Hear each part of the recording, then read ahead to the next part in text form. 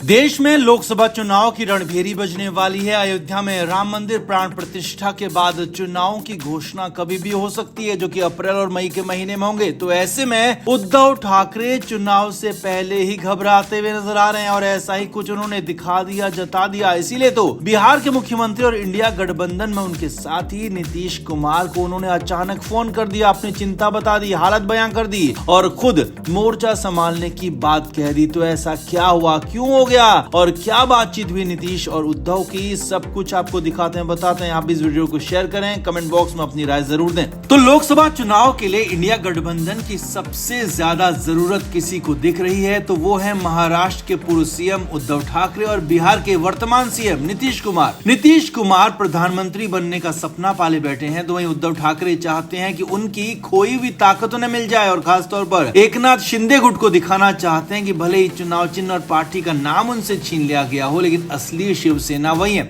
और इसीलिए लोकसभा चुनाव में उद्धव ठाकरे बेहतर से बेहतर प्रदर्शन करने के लिए सबसे ज्यादा छटपटा रहे हैं। अब इस बीच गुरुवार को ऐसा ही हुआ जब उद्धव ठाकरे ने अचानक नीतीश कुमार को फोन लगा दिया और इस फोन कॉल में इंडिया गठबंधन को लेकर, चुनाव को लेकर बहुत सारी बात हुई। सूत्रों के मुताबिक उद्धव ठाकरे ने फोन पर नीतीश कुमार से कहा, भाई ऐसे कैसे चलेगा, अभी तक हम लोगों ने कुछ नहीं किया, हमारी इंडिया गठबंधन की कोई रैली नहीं हुई, कोई संयोजक नहीं बना, सीट शेयरिंग की कोई बात नहीं हुई, आगे बढ़ नहीं रही। नीतीश कुमार ने इसके जवाब में कहा कि हाँ ऐसा तो है और 22 जनवरी को अयोध्या में भगवान राम के मंदिर में जो प्राण प्रतिष्ठा होने वाली है उसके बाद हो सकता है कि देश में आम चुनावों की घोषणा हो जाए। तो ऐसे में नीतीश ने कहा कि अब हमारे पास समय बचा कहाँ है, समय है ही नहीं।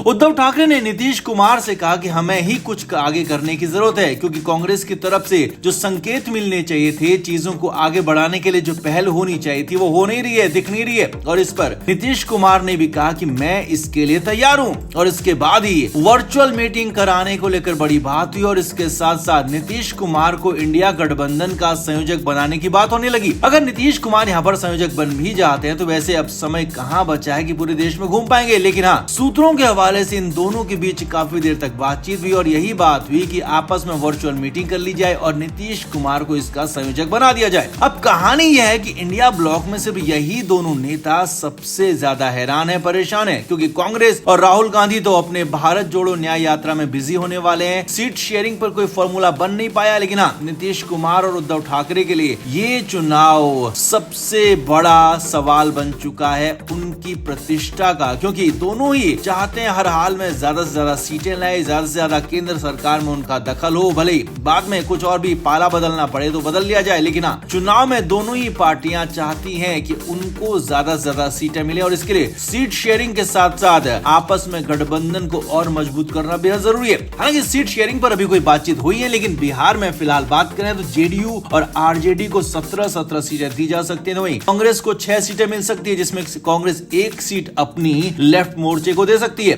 महाराष्ट्र की बात करें तो वहां पर भी तीनों ही पार्टियां यानी कि कांग्रेस, एनसीपी और शिवसेना यूबीटी के बीच में 16 सीटों का बंटवारा हो सकता है, क्योंकि वहां पर 48 सीटें और बाकी प्रकाश अंबेडकर समेत 2 छोटी पार्टियां भी साथ में आती हैं, तो अपने हिस्से की एक सीट शिवसेना और एनसीपी उनको दे सकती है। हालांकि यूपी में अभी बहुत बड़ा सवाल बना हुआ है। तो कुल मिलाकर नीतीश कुमार और उद्धव ठाकरे ही सबसे ज्यादा परेशान है और इसी परेशानी के बीच दोनों ने आपस में बातचीत भी कर ली और अब बातचीत के बाद बात कितनी आगे बढ़ेगी, कितनी आगे बढ़ती है, इस पर सभी की नजर है। तो आपका इस पूरे बातचीत पर, इस पूरे मामले पर क्या कहना है, कमेंट बॉक्स में जरूर अपनी राय दें, वीडियो को शेयर भी करें।